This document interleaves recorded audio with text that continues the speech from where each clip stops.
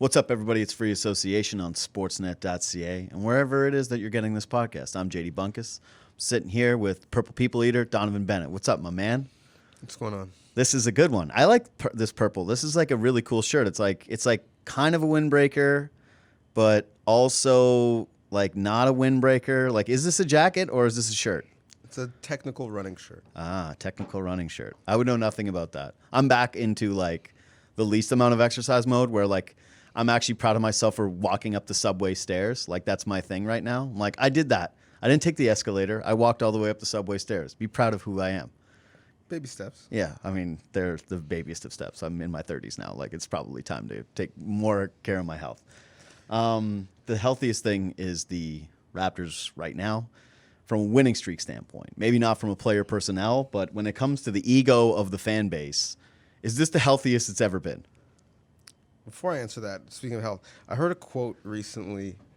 I want to get it exactly right, but I think it was in life. Hold on, let me look it up. You are a good quote guy. I'll fill the airtime. It's not my quote, so I don't know how good of a quote guy I am. No, you're a good quote guy for knowing quotes. You wouldn't say that? Hey, you know who's the ultimate quote guy? You weren't at the Conn Smythe dinner the other night. I was not. But Michael Pinball Clemens, you need a guy to deliver a quote. I mean, he's the best. Oh, my God. Dude. Yes. We're at a dinner, and it's a charitable dinner where they're like trying to raise funds by invoking emotions of the audience.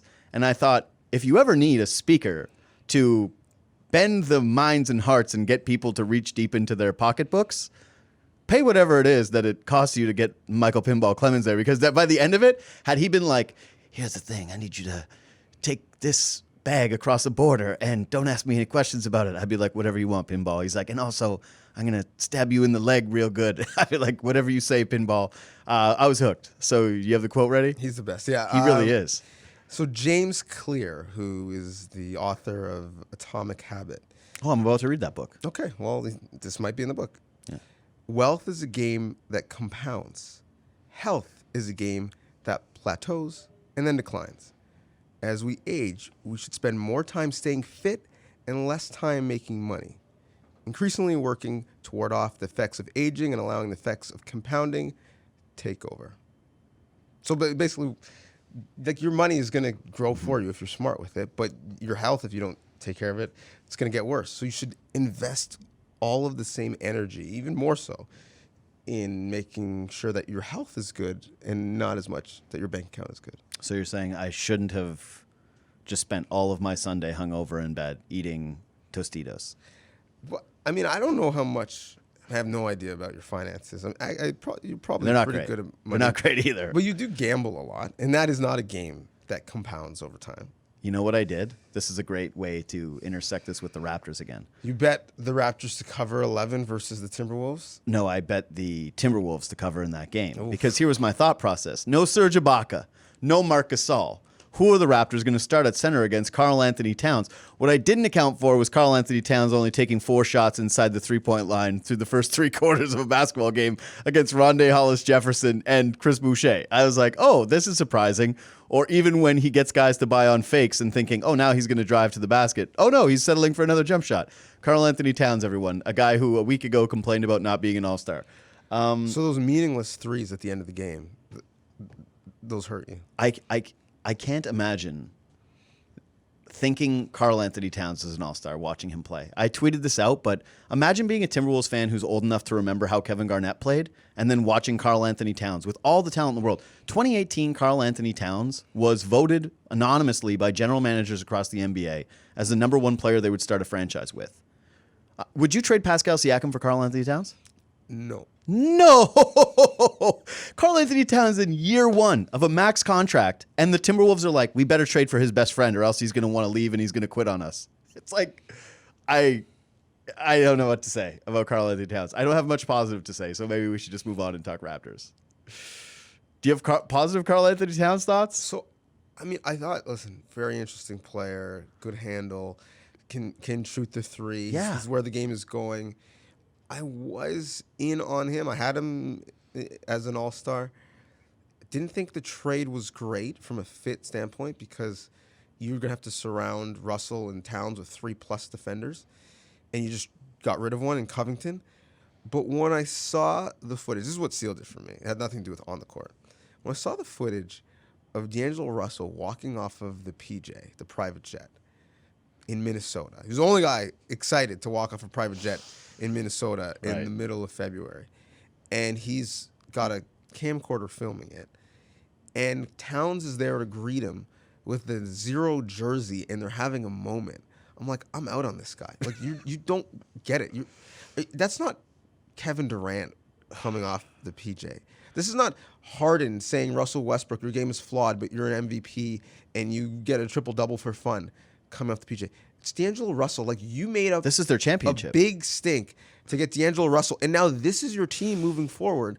I'm out. Like, he just wants to hang with his friend and has no idea what it takes to become a winning basketball franchise. I can't tell if he just has no idea how to play defense or if he doesn't care at all about playing defense. I think it's some combination of the two, but I've never seen a guy with his size and athleticism where Kyle Lowry goes inside and puts a body on him, and it's like, that's a bucket, and that's a bucket. And the Raptors are getting inside. Like, I couldn't, if you looked at the points in the paint from that game and thought, okay, well, clearly the Timberwolves are going to destroy the Raptors in this area. And it's like little Fred VanVleet and little Kyle Lowry. They're just like going in there like, no problem. Rondé Hollis-Jefferson's like, yeah, I'll get 20. Every Raptor starter had double figures or, had double digits in points except for one, right? I believe so. And the point you're making, I think, is an important one, because if you look at Karl Anthony Towns and Jarrett Culver and D'Angelo Russell, and you rewound to when they were sophomores or juniors in high school, and how they were rated based off of the rest of the basketball world, they were at the top. But I would take virtually 6-7 Raptors on my team if I'm looking to build a championship team ahead of them, guys who were not rated that high at the time, guys who continued to not be rated, many of them were undrafted, because basketball, it's different in football in a way that, like, I can't just go to a combine and be like, yeah, Vernon Davis, not very good at Maryland, but we'll figure out a way to make him good. Like, we'll just figure it out. Click, clack. Yes, that's right. You must protect this house. Basketball is about fit, about grit, about ingenuity, about working on your skills, making them better, about understanding and reading the game, about being a willing teammate. And I don't want to solely blame them, because I feel like everyone who's been a Timberwolf has been a mess. Problem. It's so much so that Jimmy Butler like ran away screaming, like, "Get me out of here as soon as possible." Like, we don't want you anymore. Jimmy's like, "That's fine. I'll be happy to leave." Well, Draymond whoop everybody's ass with the practice squad. Yeah, Draymond Green said this about Marquise Chris, who the Warriors have rehabilitated, who they rehabilitated, cut for cap reasons. The rest of the league didn't sign him, and now they brought him back, and people are like, "Oh my goodness, when he's a free agent, he's gonna make a lot of money." Yeah, well, he's a free agent like 15 days ago. Draymond Green said, "We always blame these players for not reaching their potential. Why don't we start blaming the franchises?" And he's 100% correct. It's not a coincidence that the Timberwolves and the Suns, we're talking the Knicks, sadly, we're having the same conversation about players for the same franchises. So maybe we should take a look at those basketball operations groups. On the flip side, it's not a coincidence that anyone who walks through the doors on Bay Street and goes into the Scotiabank Arena all of a sudden plays the best basketball of their life.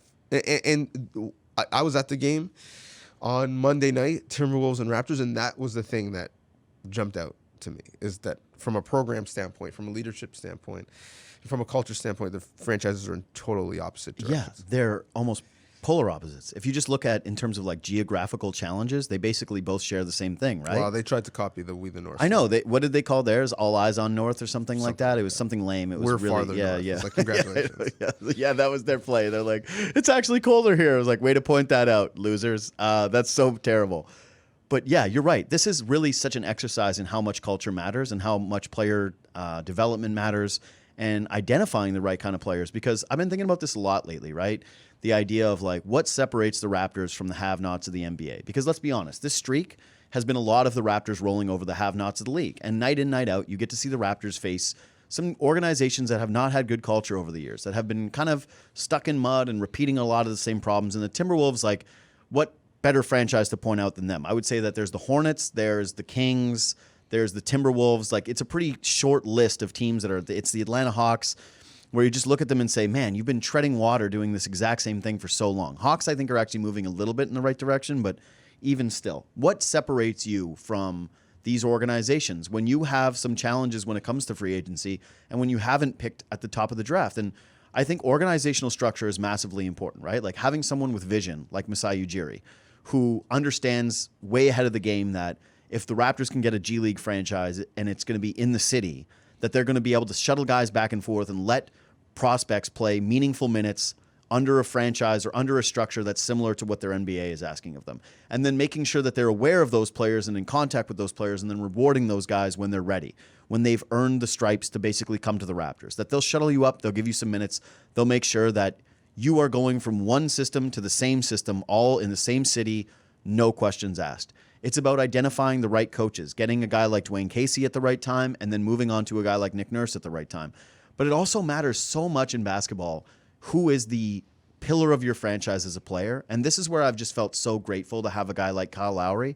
So much of this is possible because Kyle Lowry holds himself to a certain standard, and he's been the best player on the team for so long. And then they get Kawhi Leonard, who like fits with that perfectly, right? Like a quiet guy who just works hard, lets his game do the talking. Lowry has been the perfect leader of a good cultural franchise, which is funny because early in his career, he wasn't that guy. He was viewed as like a bad teammate and as a bit of a locker room cancer.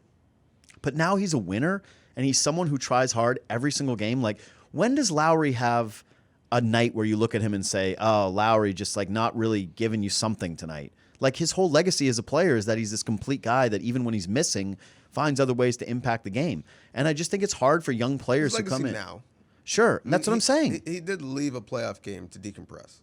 I mean, let's not act like that didn't happen. I think that this version of Kyle Lowry has been incredibly important for establishing the Raptors culture and the player culture that they bring in.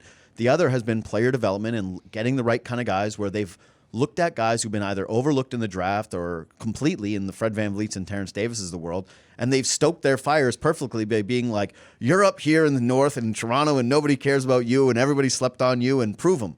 Like, everybody's slogan on the team is like, prove them, make them believe. Like, everybody has been overlooked on this team. They've just done a great job of finding the right collection of players to go under the right kind of a leader and the right kind of an organization. And it's why, unlike the Timberwolves, the Raptors seem to maximize the output of just about every guy that they get. Like, who's the miss? Stanley Johnson? He's the one guy who hasn't outperformed what you thought you were getting from him this season. What Raptor hasn't? Chris Boucher, outperforming. Terence Davis, outperforming. Norm Powell, outperforming. Fred VanVleet, outperforming. Just go on down the line. Shea Brissett has had moments this season, for God's sakes. Like, every single guy that they've identified who they asked to play minutes for them seems to outperform. And I just think that that's so much of that is culture and so much of that is talent identification. Yeah, when you have that culture, you have to guard it with your life. And it does come from your leader. And Lowry is a great example. And he can be a little bit prickly. And sure, some people in the media don't have the best relationship with him at times. And when he got here, he did have a chip on his shoulder. And I think that chip is probably, his strength and his weakness. But his teammates love him. Mm-hmm. There's no way that most of them who are separated from him by like close to a decade in age. So it's not like they have a lot of personal things in common. There's no way that 82 nights a year you're going to have 12 dudes lying on the ground doing crunches and friggin' leg extensions for the guy just because it makes him laugh and it's funny. They love him. And that's what I rate. Who cares if I like Kyle Lowry or what his relationship is like with Masai at any given time? The dudes he has to go to war with love him and will risk it all for him. And when you have that culture and you're building it slowly, Brooklyn was a great example of this. They're building it. They got a great coach in Atkinson. Sean Marks making all of these shrewd moves because they were so screwed after Billy King. And then it's like, this carrot is here. We've got this great culture. We actually even changed D'Angelo Russell. Like, we made him a borderline all-star. We did that. But, there's Kyrie. And that talent is right there, and it's so shiny. He's going to come with his friend Katie, and we're going to have to take DeAndre Jordan, but whatever. Talent rules all. And then now they're vastly underwhelming again. And the game for me that stands out in the streak was that game against Brooklyn because really and truly, when you look at the rosters, what they're getting out of Levert, what they're getting out of Dinwiddie, what they're getting out of Allen, Brooklyn should be like the Raptors, in flirting between 6th and 2nd. When KD comes back, they're a championship contender, but they're not. And against Brooklyn in that win, the Raptors had 5 undrafted players who scored 75 points combined, 62% of their points that game. And in this streak, they've got 6 players who've gone for 30 plus. Their depth is crazy, and it's because they have a culture that said, yeah, okay, Terence Davis, you're going to have a game where you go for 30 and a game where you go for 4, but your defensive energy doesn't change. OG, you're going to have a game where you go 25 and 12, and you have another game where you're going to play 15 minutes, but your attention to detail doesn't change. Your willingness to jump off the bench and lift up teammates and cheer doesn't change. And that comes from Kyle, because Kyle could go 10 minutes of game time without taking a shot, but he also could take 4 shots in a row that are the biggest shots in the game. And I as much as people want to say, oh, they're beating up against bad teams, they're paper champions, when you lose Kawhi Leonard and Danny Green, many people thought this was going to be a bad team. Mm-hmm. And so I'm not taking away demerit points because they're beating up on the weak sisters of the East, because this franchise was one of the weak sisters for the East for a long time, and it's because they've done things the right way at every level, starting with Lowry, why they are flexing on a bunch of teams, no matter the fact that they're ravaged with injuries. I love that 6 players with over 30 in the streak, 6 different guys. Mm-hmm. I also have some numbers to share about this streak, because as it stands today, the Raptors have won 15 in a row. And I don't care who you play, 15 in a row is incredibly impressive. And you know what? They have sprinkled in wins there against the Sixers, 2 against the Pacers, 1 against the Nets. Like, those are playoff teams. They have been able to get that done. The last Raptors loss was on January 12th. January 12th. It was a 1-point loss to the Spurs. In their last 2 losses, the Raptors have lost by a combined, guess how many? I just told you 1, but 2. 3. Yeah. They lost by 3 combined points in the last 2 losses. Like, it's been a pretty damn good team. 7, these are the games missed over the 15-game winning streak. 7, they've missed Gasol. 5, they've missed Norm. 5, they've missed Rondae Hollis-Jefferson. 2 have been without Fred VanVleet. Now 1 has been without Ibaka, and 1 has been without Lowry. And again, the Lowry game, he left early as well. Over the last 15 games, the Raptors are first in field goal percentage. They're shooting 55% or 50.5% as a team. They're first in effective field goal percentage, first in true shooting percentage, first in three-point percentage. They're 40.6 as a team. They're third in assists per game. They're 5th in assist to turnover ratio. They're 3rd in assist ratio. They're first in steals per game defensively, and they're 6th in defensive rating, 2nd in net rating. It's been good. Did you say points off turnovers? I didn't say points off turnovers. Because they're first in that. They're first in that? Best records in the league since January 15. Raptors, obviously 15. This is the frustrating part, though. Milwaukee, 10-1. Pretty good. Clippers, 9-3. Denver, 11-4. Boston, 10-4. The only team with a longer win streak this year than the Raptors would be Milwaukee at 18. They haven't really gained all that much on Milwaukee in the span because Milwaukee has been so good. But for people to say, well, they're beating up on weak teams, the schedule's been weak. Yeah, no, that's true. It's no question. Schedule's been weak. But the reason why the schedule has been so weak, with just over 30 games left after the All-Star break, is because to start the year, their schedule was so hard. Mm-hmm. So, I mean, it's hard to close too. Yeah, true. But I'm not gonna penalize them because they're beating up against a lot of weak teams, because that's what good teams do. It all balances out. They're going to play 82 against the entire league. And when you tell me that so far this season, we are not even at the All-Star break, and Gasol has missed 19 games, Powell 16, Lowry 12, Siakam 11, Ibaka 11, VanVleet 10. Those are their best players, and they've missed the most games. And Matt Thomas, I feel like, is scratching the surface on what he could be for this team. I thought you were going to say his man games lost. I was like, now we're stretching it. But anyway, sorry. But my point is that he also missed a lot of time, and so I feel like the train was already on the tracks, and he never really got to make an imprint on what he could be in the rotation. Now we're starting to see him get some minutes.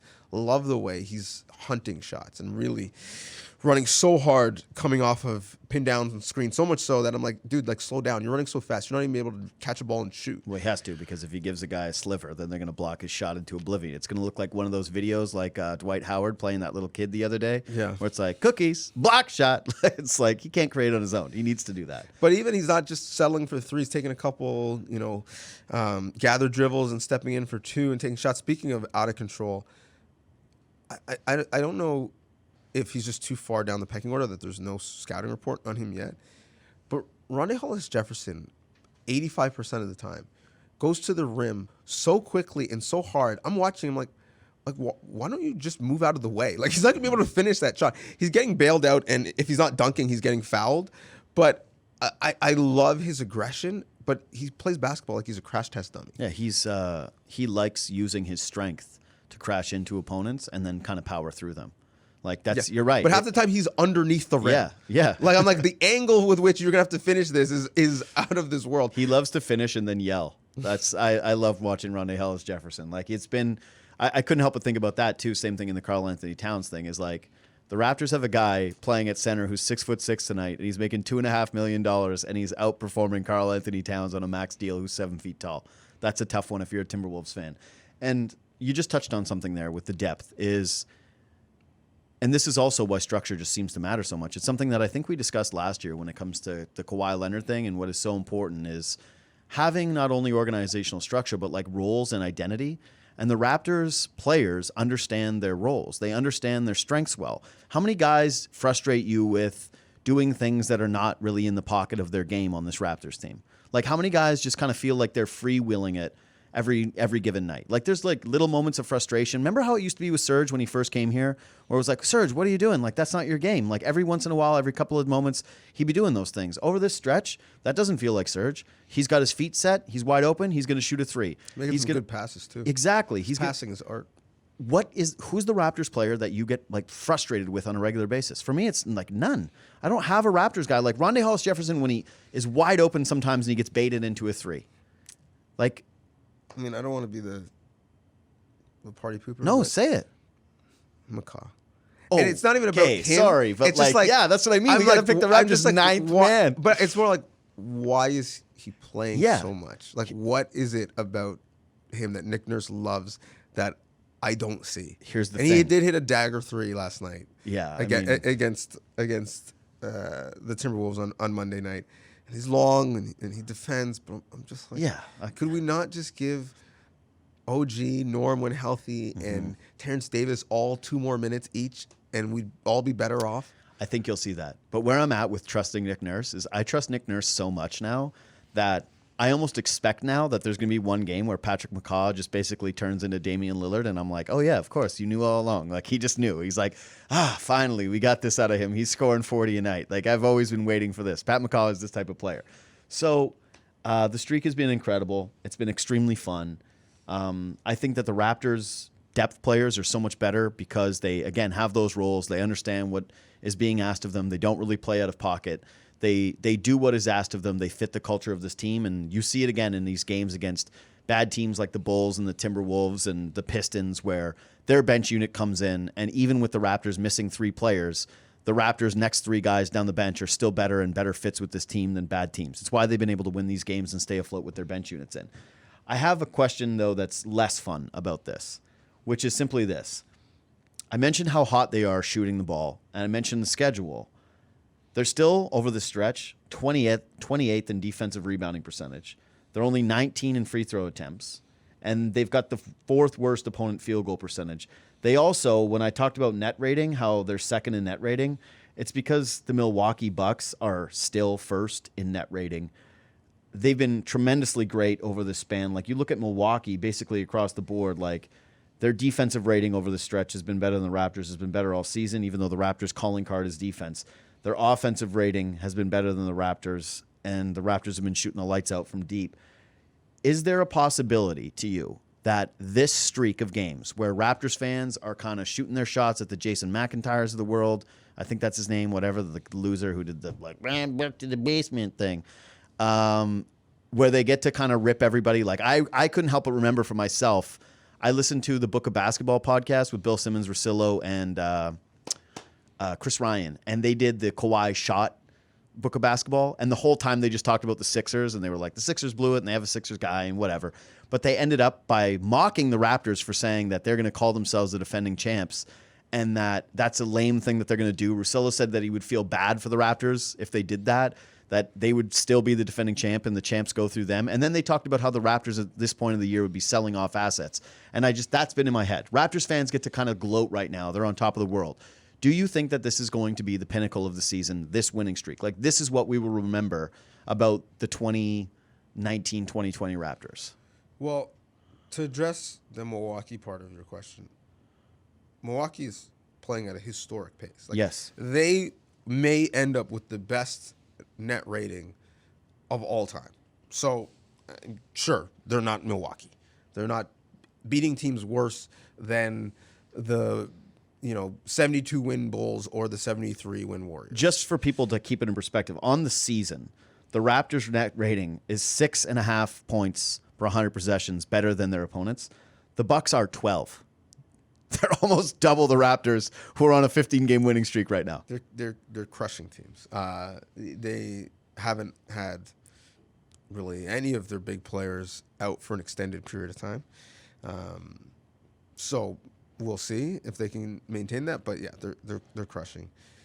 In terms of, is this the best? Will this be the best part of the season? Because this is really fun, and I don't mean to be diminishing their chances of winning in the playoffs. I just think, like, night in, night out, I'm watching them kick ass. I don't think it'll be the best, because I honestly feel like, people say all the time, oh my goodness, the American media, they're not talking about us enough. Or when they are, Damon Jones is saying we're not going to make the playoffs. Why does anyone care what Damon Jones thinks? Like, when did this happen? Dennis Scott is going to say we're not going to make the playoffs. But like, Damon Jones is most famous for getting soup thrown at his head by J.R. Smith, and now we care what he thinks? I mean, he was a pretty good three-point shooter in his day. Fine, whatever. He's legitimately the worst analyst I've ever seen. But I honestly think that this streak is being underplayed in our own country. Like, really? Right now, yes. Dude, they've won 15 consecutive games. I just talked about them for 2 hours on my radio show. Well, I mean, but that's your show. Yeah. I'm just saying, if my whole Twitter feed is just Raptor stuff. If the Edmonton Oilers win 15 straight, is it a bigger story? I don't think it is here, because Toronto is the hub of media outlets. Like, it's bigger in Edmonton. Connor McDavid is on the team. So what? The point is, Brooke Henderson won 15 straight rounds of golf. No, we would not care nearly as much as. But the point is, it's all relative to what the normal coverage is, and I don't think, whether it's coverage or people being excited, I just don't think that the uptick has been that much higher, considering the level of play has been that much higher. I don't know. I don't agree. I think it's been a pretty big ass story, and I think that, like, part of it has been that they've been swallowing up some bad teams. So it's like a Sunday afternoon game. Bigger story than when the Jays made trades at the deadline and caught fire. No, but that's because that was a bigger deal than the Raptors winning 15 straight against bad opponents. Like, don't make me crap on the Raptors thing, but Blue Jays were trying to make the playoffs for the first time in 20 years, and they went out and got Troy Tulowitzki and David Price. Like, yeah, that's fair that those got amplified a little bit more. The Raptors are doing this with people who were not drafted into the league. Yeah, but they're also beating guys on the Chicago Bulls who were not drafted in the league. I went and watched Terence Davis. I went live. I took my mom down to the Raptors game. I'm pretty sure I sat in front of Fred VanVleet's brother. Like, he had all the Fred VanVleet gear, and he looked like Fred VanVleet. Yeah, so, like, you said that last week. Yeah, I was like, yeah. Oh, did I? Did we already do this? Yeah. Oh, okay. Yeah. Anyways, I'm just saying the Raptors were playing guys on the Bulls where I'm like, who is that guy? Who is that guy? And that guy, sir, there was a guy named Hutchinson. I'm like, he's a starter. I'm like, all right, Hutchinson. Like, I'm just saying that regular season basketball, like, teams do this. You mentioned the Milwaukee Bucks have won 18 in a row. If the Raptors were getting up, I'm just saying, if they were getting up to, like, the 27 range, where it was like the Miami Heat and the Houston Rockets, where you're talking about the second longest winning streaks of all time, I think that they would be getting the magnitude of a trade deadline of the Blue Jays. I think that they would be getting, like, this is the biggest story in North American sports right now. It's just that it's not an amazing accomplishment. It should it's be the extremely biggest fun. story in Canadian sports. But it is. I don't. It's the longest winning streak in Canadian sports history by a professional team. I know that, but I don't think the level of excitement, whether it's media or fans, I think has garnered the amount of attention that the feat. What are you basing this off of, though? My opinion? I don't know. No, I the know, fact but that like you're poo-pooing it right now. No. But like, no. What I'm saying is, like, what are you basing the like? Because to me, it's like it's leading our sports highlight shows. It's the front page of our like whenever they play, it's being like pushed and advertised. Like we're doing a podcast talking about the streak. We do a podcast. Doing a radio show talking about whatever the they streak. do. It's a basketball podcast. Yeah. Like we were going to do that regardless. It's not like we're doing more podcasts because of it. But again, your boy McDavid's injury, non-injury. Why is he my boy? He's not mine. I mean, he's not mine either. I Okay. don't care about McDavid. Edmonton's boy. Yeah. That's gonna be a bigger story over the next 48 hours than the Raptors potentially winning 16 straight. McDavid literally ruined my actual boy Morgan Riley's career when he snapped his ankles into a million pieces and left a highlight that's going to be there for the ages. Correct. And if Morgan Riley was about to suit up for his first game in a while, it would be a bigger story. I don't know. I don't understand what we're basing it We're off allowed of, to I guess. agree to disagree. Oh, totally. Like to me, it seems like it's a pretty big story. I'm super excited about it. I'm texting with friends and family about it. I'm seeing my entire Twitter feed like dominated by watching Raptors games. People seem to be celebrating. Like, honestly, that's why I asked if it's the high point of the season, is because this has been so fun and it feels so big, and like getting to rub it in the faces. And hey, this is just being a sports fan, all right? Like, I don't think this is even a Toronto thing. When people crap on you and people doubt you and you get to exceed expectations, people like to take a victory lap. And there were a lot of people that thought the Raptors were going to be sellers at the trade deadline. Hell, man, I thought it was at least in the cards. This season has wildly exceeded my expectations, and I think I was optimistic about them, thinking that they were going to be a top 4 seed in the Eastern Conference. I thought they were going to be a 4, maybe a 5 or a 3. Like, I thought that was kind of their range. They're a 2, and look how good the Celtics have been recently. Like, the Celtics are 37-15, and the Raptors have 3 more wins. Like, it's crazy what they've done. So people are having a blast right now. They're rubbing it in the faces of, like I just said, Russillo and Simmons and Chris Ryan and Jason McIntyre and Dennis Scott and all the people who doubted them. This is a really, really fun time. People are having a blast. But I don't see anyone who's kind of like looking at this and being a negative Nancy about it. Like, it's just like, it's been awesome. Like, it's been great. I think I agree that it should be. And Terence Davis, the height. I want to get to that. I think the playoffs will be the height. I think that it hasn't been as hype as I think it should be. But where do they got to get, though? Do you think if they win in the second round, it'll feel as good as it feels right now? Because the first round, if they finish in second place and they beat the Nets, I don't think it's going to feel as much of accomplishment as this is winning streak. No one's going to care. Similar to the same way they didn't care. Like, I care about this Orlando. winning streak. I'm like got a lot of emotional equity in them beating the Nets and continue it into the All-Star break and having it be a story throughout All-Star weekend. In the second round, they'll play a real team. Yep. Philadelphia, Indiana, Boston, Miami. And so if they beat Philly in the second Has round. Indiana again, won a game since you thought they were going to finish second in the East? I'm sure they have. I think they've lost 6 straight. Spencer Dinwiddie put one in their eye. The thing you talk about, people flexing and saying how good they are and rubbing it in the face of the so-called detractors, and there were legit detractors Everywhere. True, and Rightfully so. They lost Kawhi and Danny Green. Correct. I said I think they're going to finish 3rd or 4th. I think they're going to end up being sellers at the deadline. But I think even if they sell, they've got enough depth, they're going to be pretty good. People are coming at me like, you didn't believe. I'm like, well, they're second. I thought they might be 3rd. Like, that's not a great stretch. But you know what? Hand up, I did not believe this Guilty was as happening. charged. Yeah. I didn't think that the dude from Europe, Matt Thomas, or the dude from Indiana, Terence Davis, who wasn't drafted, I didn't think they were going to be huge rotation players. Sorry. I didn't think the guy on a minimum deal, Rondé Hollis-Jefferson, was going to be like a 6th man of the year candidate. My bad. You know who also didn't think of that? The rest of the NBA. Because if that was the case, they would have been not in Europe at the time or drafted in the draft. The Raptors would have drafted Terence Davis if they knew he was this good. So yeah, my bad. I didn't know that Terence Davis was going to be this good. I didn't know that Kawhi was going to leave and Pascal Siakam was going to be like, I'm just going to do a Kawhi Leonard impersonation so you don't notice the difference. Yeah, my bad. If you would have shown people too, especially the games lost to injury and the names of the players that they lost to injury, and you slid that on a piece of paper, like you got to cheat the system. You got in a time machine, and you said, I want to go bet the Raptors season total before the season starts. And I slid you that paper, and it said, hey, man, These are the guys who are going to miss these amounts of games. The Raptors win total is, I think it was 48? Or I think it was 48.5 before the season started. You would have hammered that under. We would have been talking. Hammered the under. Yeah. I would have said we're tanking. Yeah. Yeah. Weak for Whiteside. You would have called your wife Anguish and been for like, Anthony. Hey, how much can we for get LaMelo. for the house? I would have thought they were tanking. They're going to top 3 pick, 100%. and they're going to have a top 3 pick, 100%. and they're going to get Giannis, and that's going to be the reset. There's no way I would think that they would be setting records in terms of games won in the country. I think that two things can be true. I thought it was really insane that there were people like the Dennis Scott thing where he picked the Raptors not to make the playoffs and like teams like the Hawks and Pistons. I'm like, what is this based off of? Like, infrastructure does matter. I didn't see a scenario where the Raptors fell out of the playoffs this year. But no, I did not see a scenario where like all those things just happened what you outlined. And you know what? That's a good place to get into Terence Davis because I want to talk about this. There have been a couple things that really impressed me over this run that I've just been giddy. I told you on the last podcast that I love this team. I'm really invested in this team. I'm shockingly invested in this team.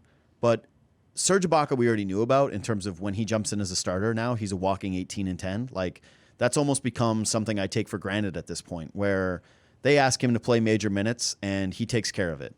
He's awesome. He can still play at that level. He definitely has earned a contract extension here. I hope the Raptors do it.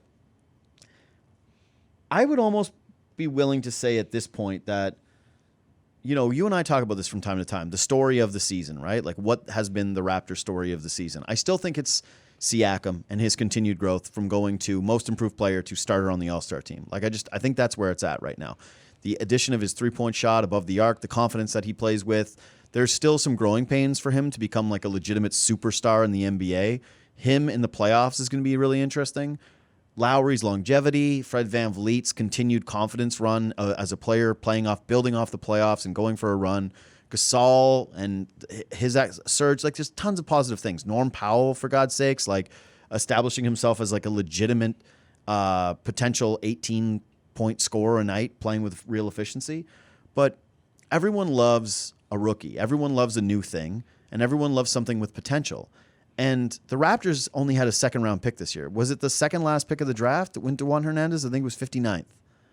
But they take Juan Hernandez, who didn't even play college basketball last year, and who was like an ultimate flyer project that no one really thought was going to play. And they end up with Terence Davis, and they go grab him after he tears it up in Summer League, and they add him to the roster. And you think, okay, this is cool. He's going to be a guy who plays in the G League, and maybe because they don't have a lot of point guard depth, they're going to give this guy maybe a bit of a run. He could end up being the third shooting guard behind Matt Thomas, the third point guard behind Kyle Lowry and Fred VanVleet. Over his last 10 games, he's playing 20 minutes a night. He's 55% from the floor. He's averaging 12 points a game with a steal. And he's shooting. Do you want to guess from three? Like, what does it feel like to you that Terence Davis is shooting from three? Feels like shooting like 60%. Yeah, he's shooting 53% from three. Like, he just seems like can't miss. If you had to pick Raptors players to knock down a three off the dribble, it's like Kyle Lowry 1 and Terence Davis 2? I'd put Norm in there. Norm, Fred, but he's in the conversation with these guys already where it's like he's one of their best off the dribble scorers. I would say that in terms of like the most shocking developments of the season, the Raptors turning another undrafted guy into a not just player, like a regular guy that you now need to give rotation minutes to, who came from like a nondescript school and a nondescript program and who was like a former football player, who's like actually pissed off that he got left off the Rising Stars Challenge game, and that actually rightfully so, because Charlotte sent 3 players for some reason. It's like their Super Bowl. Michael Jordan's like, I did it. Like, I got 3 players in Rising Stars. They all average 12 points a game and shoot under 50%, but who cares? We've won 12 games. I love this. And this has been the real story of this streak, is that Terence Davis has gone from a guy who has been really fun in small bunches to a guy that you actually can lean on and trust and kind of need to give minutes to even when this team is healthy. Yeah, last week he went off for 31 points. His previous 2 games before that, he had I was there. I took my points. mom. I sat in front of a guy who was for I heard. Yeah. And the thing is, regardless of the point total, still playing good defense, still taking good shots. Fouls a little bit too much. Being efficient with his shots is still a willing and able secondary ball handler when he's sharing the floor with Kyle and or Fred. He, I think, more than the record, more than anything else, impacted the way they viewed the trade deadline. Because if I'm that staff, I'm saying, well, I'm not going to ship out Marc Gasol for 2 second-round picks or Ibaka for a protected first from a contending team 3 years from now. Mm-mm. But I don't need your garbage draft picks. I've proven I can go find players. Mm-hmm. Matt Thomas, Terence Davis, Fred VanVleet. I could go find players. I could develop players. And that is a currency that allows you to just be able to sit pat at the deadline and say, like, all right, Philly, go give the Warriors a bunch of second-round picks for Alec Burks and Robinson III. Good luck. But That's a really good point. We're not making those types of deals because we don't have to. Yeah, I really like that point. Just quickly before we talk about I want to share some thoughts on the Wiggins and D'Lo trade, just because I think you'd be kind of surprised where I'm at with it. Is there anyone that's currently on the buyout market that you would want the Raptors to go and get, or you could see as a potential fit that's remaining? Not someone that was out there. Like, I think obviously Marvin Williams going to the Bucks, that would have been a guy the Raptors would have absolutely loved to have had. I think we, first of all, overrate these things, like in terms of the impact of these guys. Like, they got bought out for a reason. If Tristan Thompson did become available, obviously he would be like one of their number one targets. I mentioned their rebounding struggles this season. But as it currently stands right now, is there a single name that's out there that you look at and say, I would actually be curious if X? There's one for me. Tyler Johnson would interest me. Not even because he would impact the team so much this year, but it gives you a little bit of security, given that Fred is impending free agent because Kyle is older, and I think he can be rehabbed into the player that we saw in Miami and not the player that we saw in Phoenix. And again, I think that's more to do with Phoenix than anything else. I think with basically the Chinese league almost shutting down because of the coronavirus, I think maybe some guys coming out of that league makes this buyout season a little bit more interesting. I don't even know who's over there who's having good seasons. Lance can make him dance. A little Lance Stevenson in your life? Pass. No? No. Maybe a little Jeremy Lin reunion? No, I think the whole He was league, so sad to leave. Welcome back, the Jeremy. league passed on me, and they're like, still pass. Not other than that, not really. I mean, the Lakers can't even find someone on the buyout market that is really intriguing. Yeah. And they need backcourt help desperately. It actually hurts my feelings a little bit that the Lakers wouldn't give Isaiah Thomas a call. Like, I just want to know why Isaiah Thomas, like, he's obviously got his defensive issues. Like, he's one of the worst defenders in the NBA, but, like, I don't know. I think Isaiah Thomas can still get you a bucket. He's one of the best three-point shooters from a certain place on the floor in the NBA. I mean, he can get you a bucket when he has the ball Right. in his hands. And in LA, I guess they're looking for a guard who can play off the ball because the ball is going to be in the hands of LeBron James. So you're looking for a guard that can spot up, shoot threes, give you spacing, doesn't need the ball in their hands, and can defend, which is why Collison would have been a fit. Isaiah can't defend, and he needs the ball in his hands. So that's, I guess, LeBron is accumulating people that he's played against. And Well, I was had going to good say series LeBron. with. It also didn't work already in Cleveland, so he probably is Yeah. thinking, like it wasn't a good fit. Yeah. I think that Isaiah Thomas is interesting, but it got me thinking about one other thing, which is like if I'm the Raptors, the guy that still makes the most sense to me is Jamal Crawford. Oh, I thought you were going to say Deion Waiters. No, oh God, no, I'm going to go on that. I just think Jamal Crawford last year scored 50 points. He's like one of the most popular guys in the NBA from like a positive locker room atmosphere guy. Like you don't have to worry about him whatsoever coming in and disrupting anything. He's been trying desperately to get back in the NBA. And I just think that I know his playoff numbers are like he's historically one of the guys. Like I think that for a while, Lowry and DeRozan were only saved as the worst field goal percent guys because Jamal Crawford was ahead of them. But I would still rather bet my life on Jamal Crawford getting me a bucket over Isaiah Thomas. But sight unseen. But what? So I mean, sure. I put him in the buyout depth chart above Isaiah Thomas. But if you're the Raptors and you bring in Jamal Crawford, it's insurance. Insurance for what? Like, are you giving him minutes that are currently going to Terence Davis or Norm Powell? No, so that's it. Because those minutes are not just helping you now; they're helping you in the future. Terence Davis has totally changed the outlook of this. I just think that if I still want to add, if I was going to add perfect world one thing about the Raptors, I would probably add another big to give them a little bit of depth behind Chris Boucher so that they had one other guy. Like, again, if Tristan Thompson was bought out, he'd be the perfect guy. I don't see how he wouldn't end up going to Boston because they'd play the crap out of him way more than Toronto would. But if he wanted to, he would be perfect. But I still would love them to have one more guy down the bench who could create his own shot and get his own bucket in case they do have a stretch where one of Lowry, Van Vliet, or Norm Powell goes down in the playoffs and that it turns out Terence Davis isn't quite ready for that moment. That's all. Just having a little bit of insurance. I don't think that they play. I don't think they start. When people were talking about Isaiah Thomas, it made me think of a different Seattle guy, and that's Jamal Crawford. So before we run here, do you have anything else on the streak? Do you have anything else on this? Okay.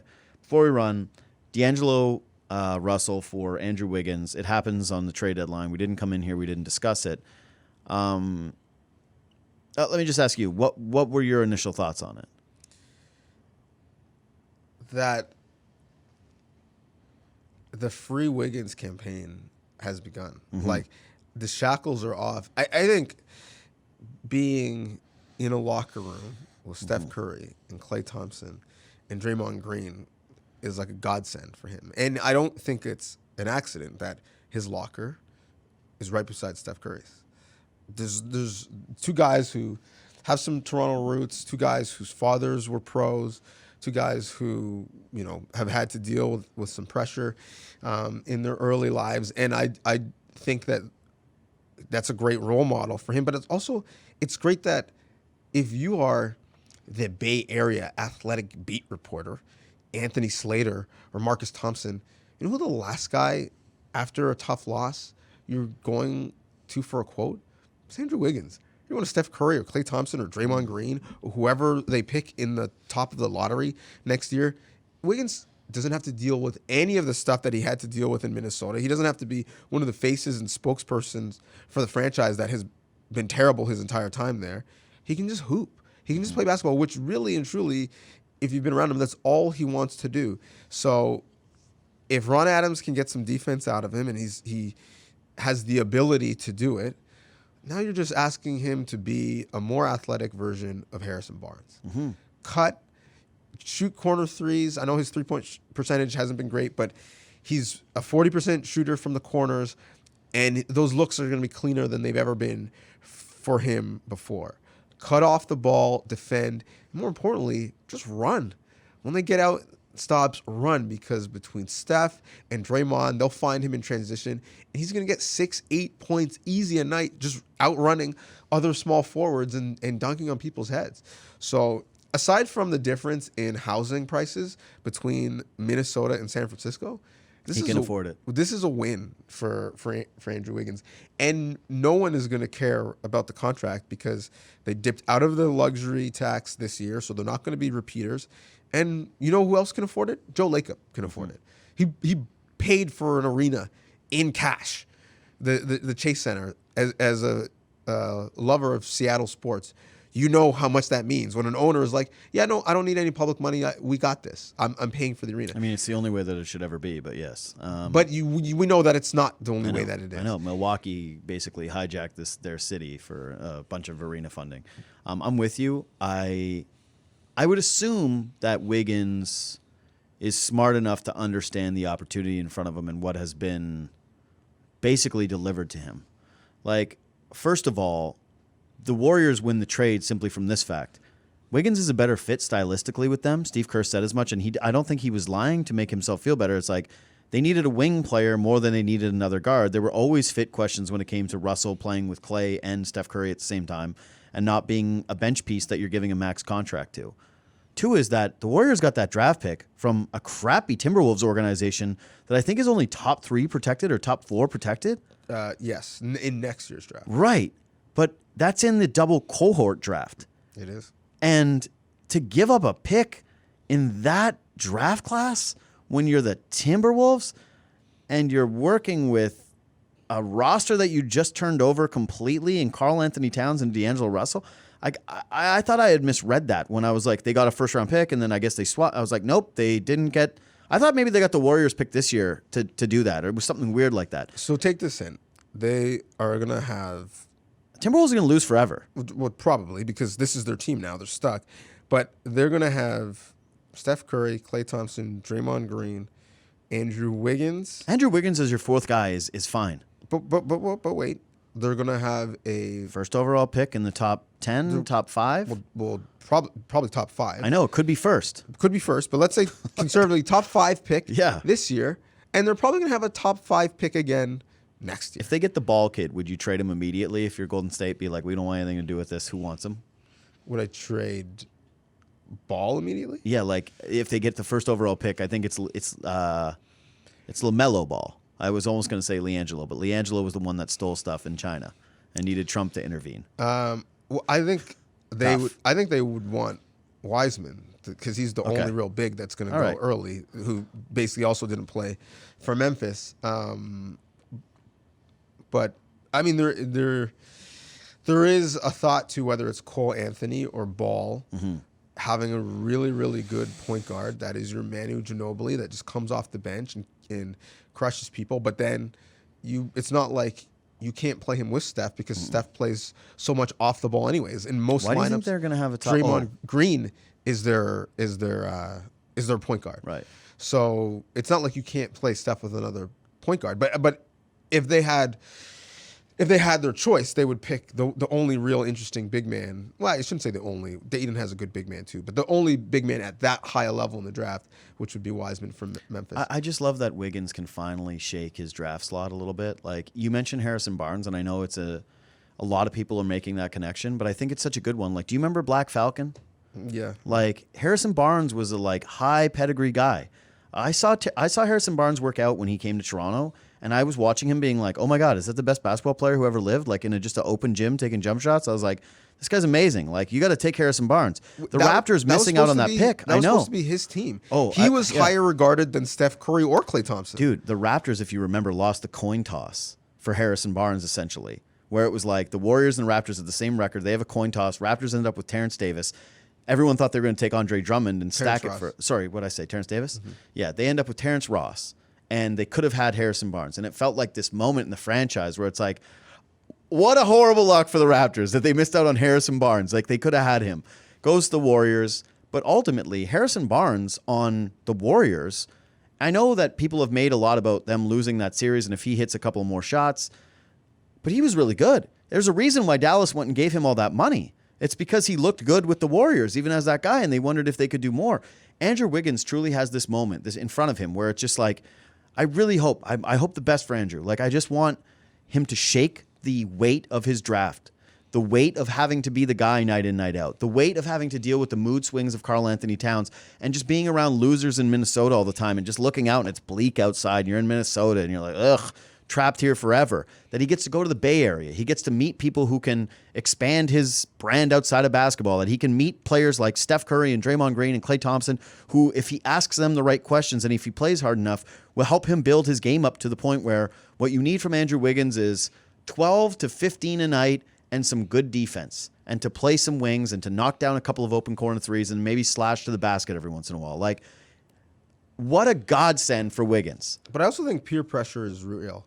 So after practice, it better be. Otherwise, there's no more excuses. You would say that for Wiggins, right? I do think if it doesn't work out in Golden State, that hurts his rep. With yeah, the rest it's of over. The league. It's over. But after practice, when Steph Curry has his court and he's getting shots up for another hour, and Klay Thompson has his court and he's getting shots up for another hour, and Draymond Green is blasting music and still working on his game, so much so that Steve